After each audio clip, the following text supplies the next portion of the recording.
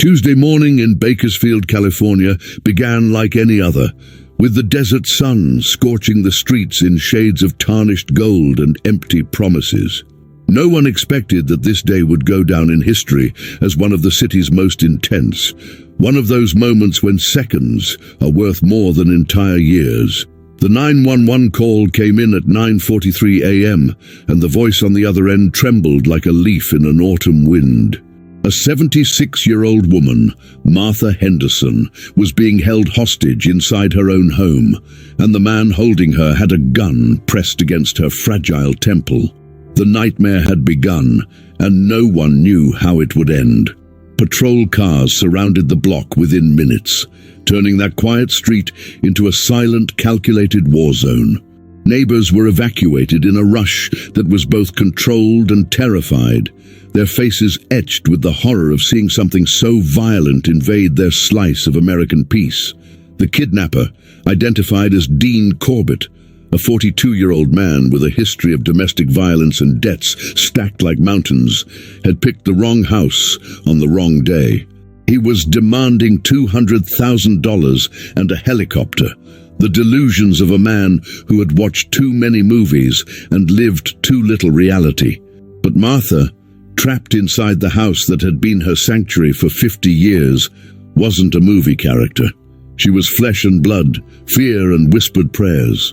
The operations commander, Captain Richard Donnelly, a 23-year police veteran with wrinkles that told stories he never shared, knew that time was a bigger enemy than the hostage-taker himself. With each passing minute, the chances of Dean Corbett panicking increased, and panic with a gun in hand was a death sentence waiting to be carried out. The house's windows were small, the curtains shut like the eyelids of a sleeping giant, and the only clear view was a 10-centimeter gap in the living room window, where occasionally Martha's shadow would flicker past like a ghost begging for salvation.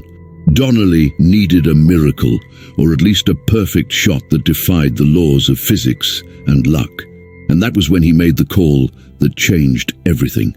The Marines were called in at 11:15 a.m. Once it became clear that the local police lacked the resources and training for a shot as impossible as it was necessary.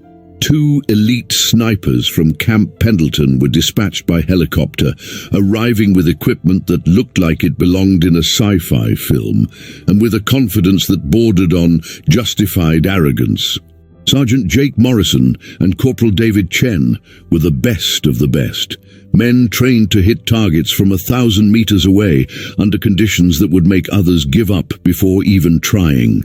But as they set up their positions and adjusted their scopes with surgical precision, neither of them knew they were about to face something no military manual, no training at Quantico, no mission in Afghanistan or Iraq had ever prepared them for. Humility was waiting for them, hidden in the shadows of that Californian afternoon that refused to cool. Jake Morrison was 31 years old, with a record of 67 confirmed kills in combat, numbers he never mentioned in bars, but that haunted him in dreams, where faceless people begged for forgiveness he couldn't give. He set up his position on the roof of a house 120 meters away, perfect angle by the calculations, favorable wind according to the instruments, and yet something in the air smelled wrong, like a storm brewing in a clear sky. David Chen, 5 years younger and eager to prove he deserved to be there, took a secondary position on the second floor of an abandoned building, his eyes glued to the scope as if he could bend reality to his will through the lens. Donnelly watched from his makeshift command post, hands clasped tightly behind his back, tight enough to break his own fingers, praying to gods he had stopped believing in 2 wars ago. Confidence filled the air, tangible like morning fog, but beneath it ran an underground current of doubt that no one wanted to admit. The first problem surfaced when Morrison tried to find a clean line of sight through that cursed 10-centimeter gap in the living room window. Dean Corbett wasn't a complete fool. He moved like a cornered animal, always keeping Martha between himself and any possible angle, using her fragile body as a human shield with a cruelty that made bile rise in the throats of men who had seen humanity at its worst.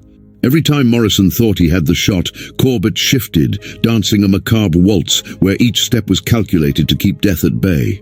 Chen tried from his angle, but the house's wall blocked the critical position exactly, as if the universe were conspiring to make the impossible even more impossible. The hours began to crawl like snails, leaving trails of tension behind, and inside the house Martha coughed, her heart medication forgotten on the side table next to the armchair she could no longer reach. 3 hours passed, and 6 attempts failed before anyone dared to say out loud what they had all known in a deafening silence. The Marines, with all their cutting-edge technology, taxpayer-funded training worth millions, and war-zone experience that would make civilians weep just hearing the stories, couldn't make the shot. Morrison punched the roof hard enough to make his knuckles bleed. Frustration turned into physical pain, because it was the only thing he could still control. Chen climbed down from his position with shoulders hunched under the invisible weight of failure, that slow poison that eats men from the inside until nothing is left but a shell. Donnelly needed a new plan, but the operations manual didn't have a chapter for when the best aren't good enough. There was no protocol for admitting defeat when a human life hung by a thread thinner than hope. That was when the old man appeared at the containment line, walking with a cane that looked more like an accessory than a necessity. A battered World War II cap, pulled low over eyes that had seen more than any man should. He didn't shout, didn't make a scene. He simply walked up to the nearest officer and said, in a voice like stone grinding against stone, that he could make the shot the boys couldn't. The officer almost laughed, almost told the old man to go home before he broke his hip, but there was something in the man's eyes, something ancient and sharp like a blade that had survived 1,000 battles. The officer called Donnelly, and Donnelly came, because desperation makes men receptive to miracles they would normally dismiss as madness. The veteran stood there, silent as a grave, waiting, and in his hand trembled an ID card so old the letters had faded to almost nothing. The name on the faded card was Frank Callahan, and the date of birth made the numbers dance in Donnelly's head like an equation impossible to solve without a calculator or faith in miracles. 84 years old. That's what the cruel math said. 84 years carved into a face weathered by time and by things far worse than time. Donnelly looked at the man who should have been at home watching reruns of old shows, not volunteering to make a precision shot that elite snipers 30 years his junior had repeatedly failed. Morrison and Chen watched from a distance, their eyes carrying a strange mix of offense and curiosity, wounded pride, wrestling with a reluctant desire to see where this was going. Frank didn't ask for permission to explain his qualifications, didn't show medals, didn't tell war stories. He simply pointed at the house with a finger that trembled not from fear, but from something more like rage, tightly contained for far too many decades. "I know that woman," was all he said, and his voice carried the weight of continents. Donnelly should have sent the old man away. Protocols screamed in his head like fire alarms. Regulations danced before his eyes like letters of fire, warning him against every kind of legal and moral responsibility. Letting a civilian, especially an 84-year-old with hands that shook like dry leaves, take up a sniper position in a hostage rescue was documented madness. The kind of decision that ends careers and turns into headlines no one wants their name in. But Martha was coughing harder now. They could hear it through the directional microphones, each cough sounding like the ticking of a countdown towards something irreversible and permanent.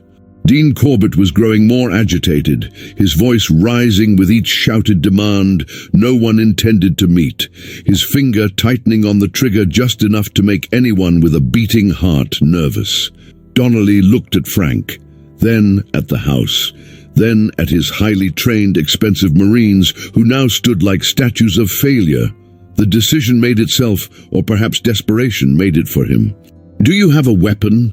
Donnelly asked, and his own voice sounded strange to his ears, as if it belonged to someone else in an alternate reality where 84-year-old men saved the day when real heroes couldn't. Frank nodded and opened the trunk of an old Chevrolet that looked like it had survived the same wars as its owner, revealing a rifle case resting there as naturally as a coiled snake waiting for its moment. Inside was an M40A1, an older model, but maintained with a care bordering on religious devotion. Every piece was cleaned and oiled, as if the man had spent countless nights performing maintenance rituals to keep demons at bay. Morrison stepped closer to inspect the weapon. But before he could touch the polished metal, the sound tore through the air like fabric being ripped in half, and Morrison spun like a macabre dancer before tumbling off the rooftop, blood erupting from his right shoulder in a crimson fountain that splattered the concrete below. Chen didn't even have time to scream before a second shot struck his thigh, dropping him like a marionette with its strings cut. The instant chaos that followed proved that everything they thought they knew about this situation was terribly, fatally wrong. Panic spread through the scene like fire in a dry forest. Officers dove behind patrol cars as shouts of "Sniper! Sniper!" echoed across the block that had suddenly turned into a war zone no one had anticipated. Donnelly hit the ground so fast he heard his knee pop, radio pressed to his mouth as he screamed for reinforcements and ambulances, his mind racing to process the impossible. Dean Corbett had an accomplice. There was someone out there with a high-powered rifle, turning a hostage rescue into a potential massacre. Morrison rolled on the ground, groaning, hand pressed against the wound that was spilling life in frantic pulses, matching the rhythm of a heart working overtime, while two paramedics crawled toward him under the flimsy cover of ballistic shields that looked too thin to offer real protection. Chen was conscious but pale as a ghost, eyes wide with the kind of shock every soldier knows but prays never to experience. That moment when training dissolves and only a scared animal remains, desperate to go home. And amid all that chaos, Frank Callahan stood perfectly still, like a statue. His eyes scanned the surrounding buildings with a calmness that felt obscene in the face of blood and terror, as if he were seeing something the others were either too blind or too young to notice. Frank didn't duck for cover when everyone else did, and that alone should have been the first sign that this man operated on a different frequency than the rest of humanity. He stood there, cane firmly planted in the ground, head tilted slightly to the left like a dog hearing a sound beyond human perception. His eyes moved slowly, methodically, scanning windows and rooftops with the patience of a predator that had hunted prey far more dangerous than any hidden sniper. Donnelly shouted for him to get down, his voice hoarse with adrenaline and fear, but Frank simply raised a hand, a gesture that was half command, half request for silence, and continued his visual search as if bullets couldn't touch him, or as if he'd made peace with death so long ago that she no longer bothered to visit. Morrison was being dragged behind a patrol car when Frank finally found what he was looking for. His eyes narrowed into slits as he spotted the faintest glint of light reflecting off metal where there shouldn't have been any. In that exact instant, that fraction of a second where recognition met certainty, Frank dove sideways with agility that defied his 84 years, and the bullet passed so close to his head that everyone heard the supersonic crack of the round slicing the air where his temple had been half a second earlier. Blood began to flow almost immediately, a red line trickling down Frank's neck as he rolled behind the nearest vehicle, his hand instinctively reaching for the left side of his head where the shot had sliced a piece of his ear clean off. Like scissors through paper, he didn't scream, he didn't even groan.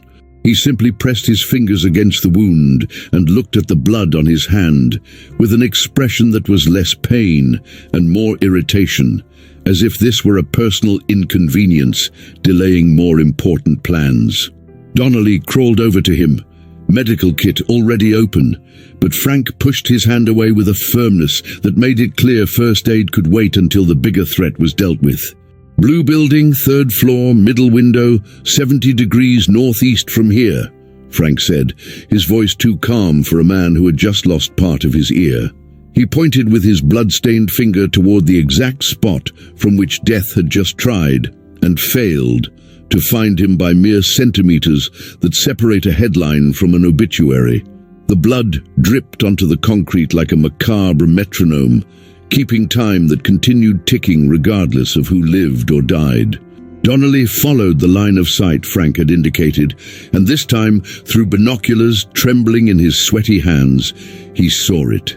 The faintest movement of a curtain in the blue building Frank had pinpointed with human GPS precision. The tactical team received the coordinates and began to move like a disturbed anthill, each man knowing they were racing against an invisible clock where every second could mean more blood spilled onto Californian asphalt. Frank accepted the gauze Donnelly pressed against his mutilated ear, but his eyes never left that 3rd floor window. He studied it with the intensity of a man solving an equation others didn't even know existed. Chen watched from the ground as a paramedic worked on his leg, and for the first time since arriving at that orchestrated chaos, he began to understand that maybe, just maybe, the 84-year-old man with the bleeding ear wasn't just a lucky civilian, but something entirely different, something modern military manuals had forgotten, like dead languages fading from collective memory. The tactical team stormed the blue building with brutal precision, boots echoing through a stairwell that hadn't seen maintenance in far too many decades. When they blew open the door of the 3rd floor apartment, they found exactly what Frank had promised. A sniper's nest, professionally set up, the rifle still warm from recent shots, and a window perfectly positioned to cover the entire scene where Martha Henderson remained a hostage to a nightmare multiplying like cancer. But the sniper was gone, leaving behind only spent shells and the acrid smell of burnt gunpowder, the perfume of the damned. Donnelly received the report over the radio, and pragmatism battled rage within him, because now they had 2 problems instead of 1. Dean Corbett inside the house with Martha, and an unknown sniper loose in the neighborhood like an armed ghost searching for the next victim.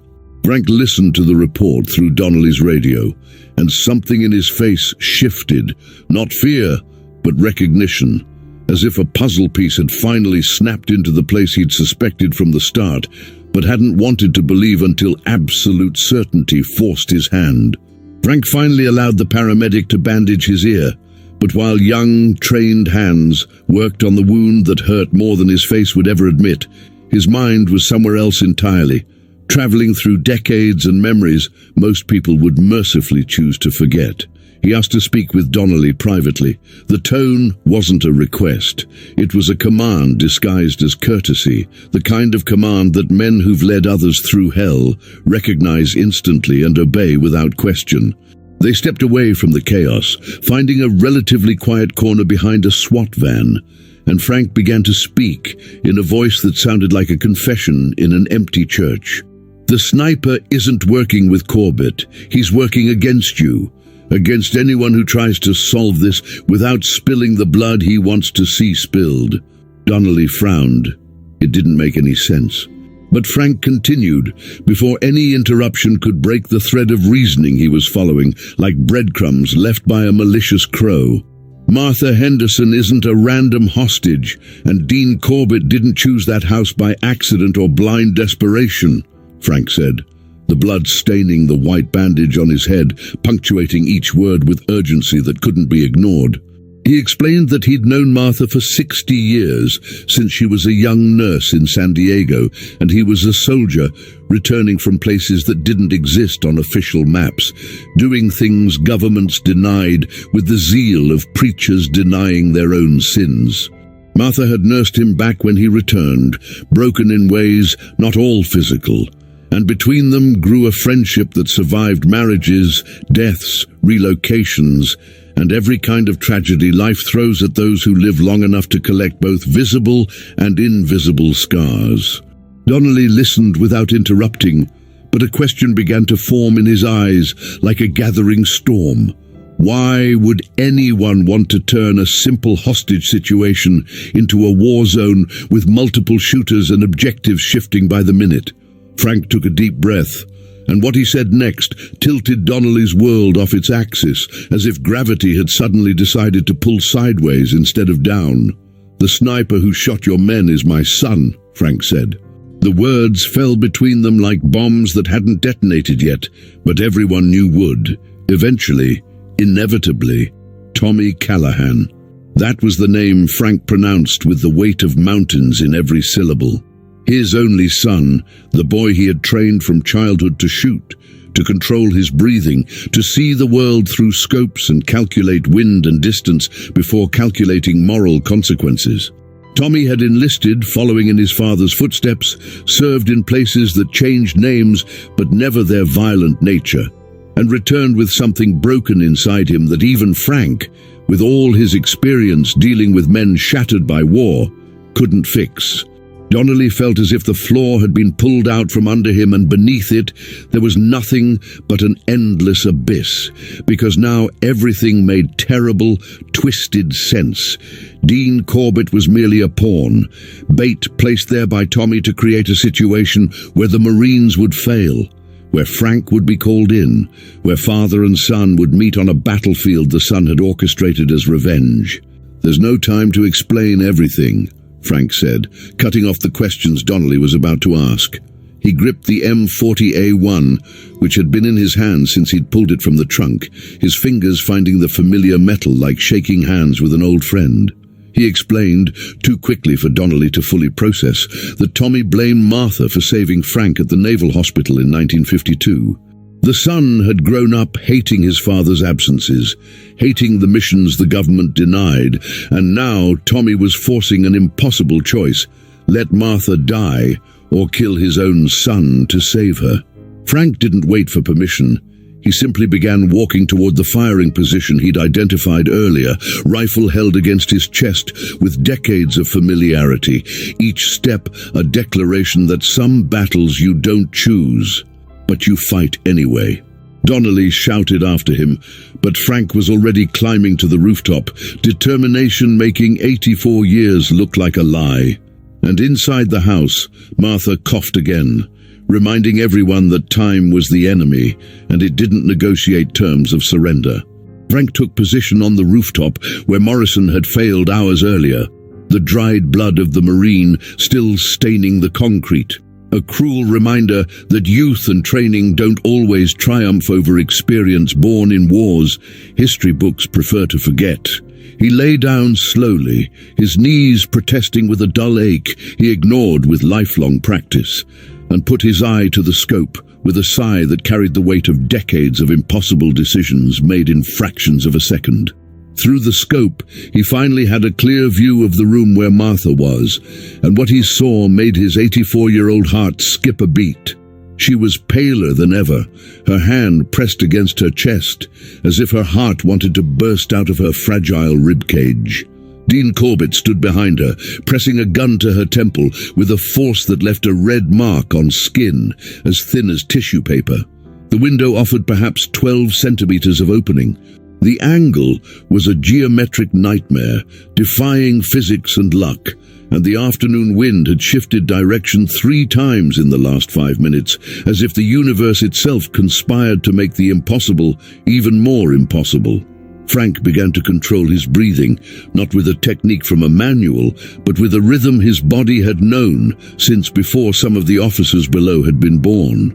His fingers adjusted the scope with micro-movements, compensating not just for the wind, but also for the natural tremor of old hands and a pulse that pumped blood less efficiently than 84 years ago. He knew with a certainty that came from somewhere deeper than conscious thought that Tommy was watching from somewhere in that block, probably with his own scope trained on his father's head, waiting to see if the old man truly had the courage to take the shot that would save Martha but put a permanent target on Frank's back for his son to hunt for the rest of his dwindling days.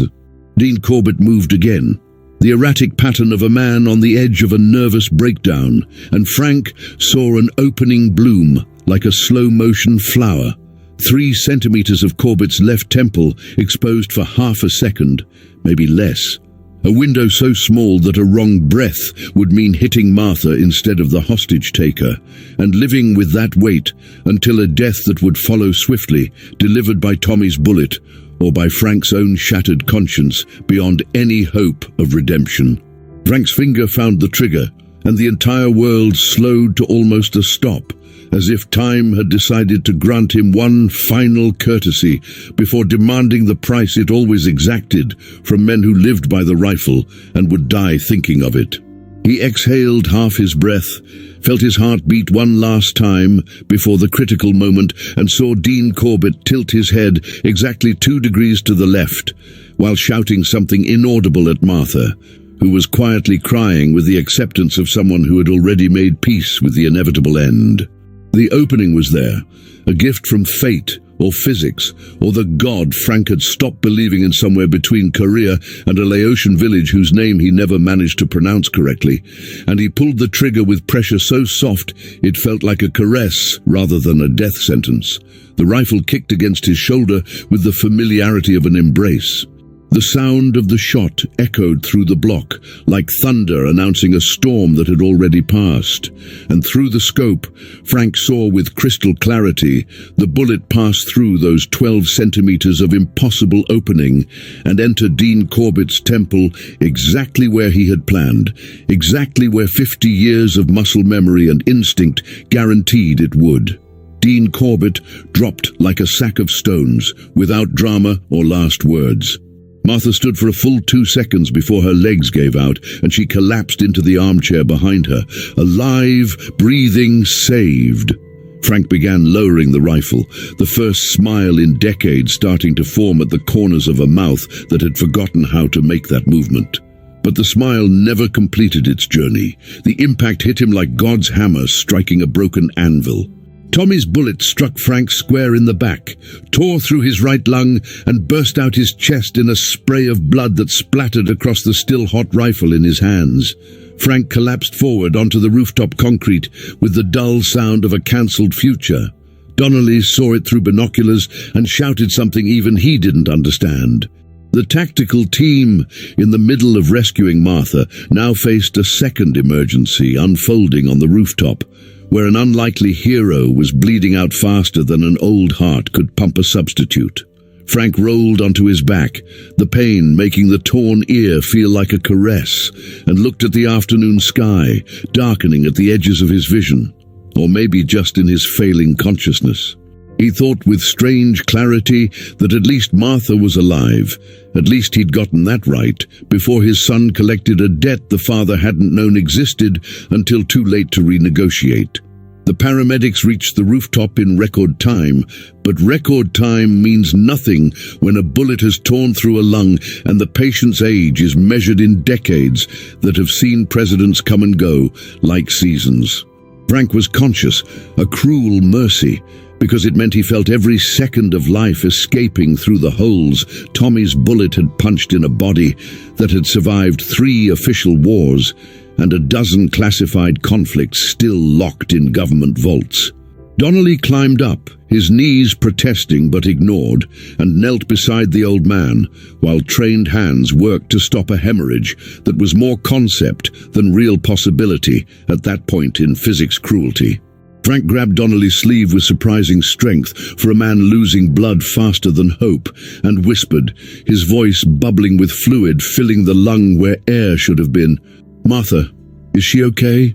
Donnelly nodded, tears streaming down a face that hadn't cried since his wife's funeral in 2003.